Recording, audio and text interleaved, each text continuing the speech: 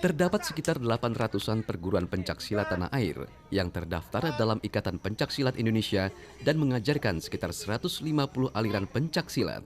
Beberapa perguruan tersebut diantaranya perguruan Perisai Diri, Merpati Putih, Tiga Serangkai, Pencaksilat Tenaga Dasar, dan Tapak Suci. Bahkan pelatih silat terbaik saat ini, Indro Catur Haryono, juga berasal dari sebuah perguruan silat, yakni Tapak Suci. Tapak Suci ini agak menonjol di olahraganya, di prestasi olahraga, karena banyak sekali dari zaman dulu sampai sekarang atlet-atlet dari Tapak Suci ini berkontribusi di tim nasional. Jadi banyak sekali atlet Tapak Suci yang menjadi juara di SEA Games, di kejuaraan dunia atau kejuaraan internasional yang lain. Perkembangan aliran pencaksilat ini pun juga menyebar hingga ke pelosok-pelosok daerah. Salah satunya di wilayah Jaka Sampurna, Bekasi, Jawa Barat. Inilah perguruan pendekar Sumur Tujuh, sebuah perguruan silat tradisi yang masih bertahan secara turun-temurun. Ilmu bela diri ini menyebar sejak zaman pra-kemerdekaan Indonesia. Dialah Baba Niman, seorang guru besar perguruan pendekar Sumur Tujuh, sekaligus generasi ke-9 yang menghidupkan kembali perguruan silat Sumur Tujuh. Makanya saya bikin Padepokan Sumur Tujuh, karena saya belajarnya, saya tamat itu mandinya 7 sumur. Adalah saya timbulin sejarah pendekar Sumur Tujuh, karena rantunannya ke situ. Ilmu bela diri Sumur Tujuh diwariskan oleh Ki Sima, dilanjutkan Haji Hanafi bin Kumpi Jeli Engkong Sapri, hingga berpindah ke pemimpinan kepada Baba Niman. Baba Nimanlah yang kemudian melanjutkan misi pelestarian tradisi pencaksilat Betawi Sumur Tujuh, warisan sang guru tanpa merubah filosofi dan pakem ilmu dari gurunya terdahulu. Adatnya sendiri, jadi nggak asal-asalan.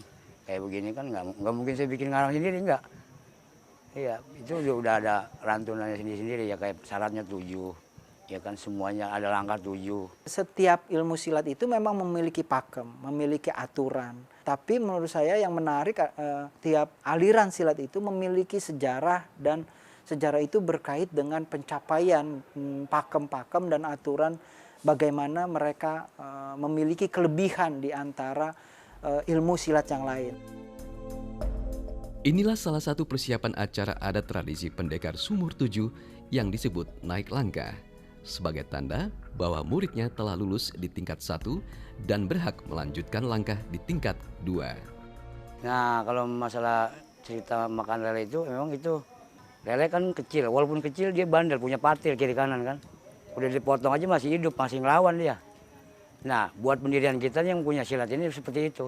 Biar kecil orang ya, tapi belum tentu orang gede kalah mau yang kecil, kira-kira begitu. Dalam acara yang cukup sederhana ini juga ditanamkan nilai-nilai falsafah dalam bentuk wejangan dari para pembina yang ditutup dengan latihan tingkat bagi peserta didik.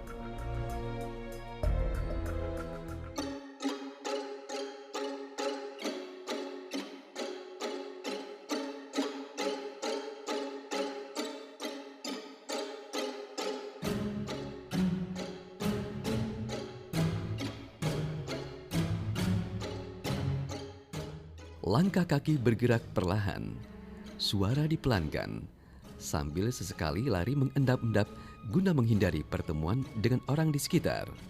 Ya, inilah salah satu tradisi unik pendekar Sumur Tujuh dalam menempuh kenaikan tingkat. Ngeloyor, yakni sebuah perjalanan menuju sungai tanpa boleh bertemu dengan siapapun. Jika dilanggar, maka prosesi gagal dan harus diulang kembali dari awal. Tamat namanya. Udah tamat, nguyur di kali.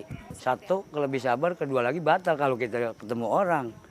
Tingkatan lain itu nanti terakhirnya mandi di kali, terus pakai kembang, terus selesai kembang mandi bersih badan dulu, baru dikasih air keras.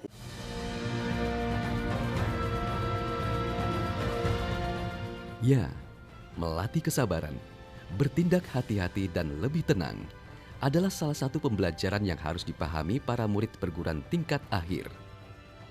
Selesai langkah di akhir tingkatan bukan berarti akhir dari perjuangan dalam dunia persilatan. Ada tanggung jawab baru yang harus diemban sebagai satu bentuk prasetya perguruan. ilmu yang diraih tak henti begitu saja. Ia harus diteruskan kepada jiwa-jiwa yang baru dan bersih.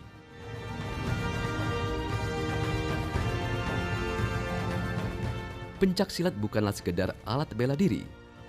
Jauh di dalamnya ia memuat makna-makna filosofi berisi ajaran-ajaran budi pekerti dalam bersikap dan bertindak. Ia bisa menjadi bentuk olahraga untuk mendulang prestasi sekaligus sebagai seni budaya yang harus terus dilestarikan.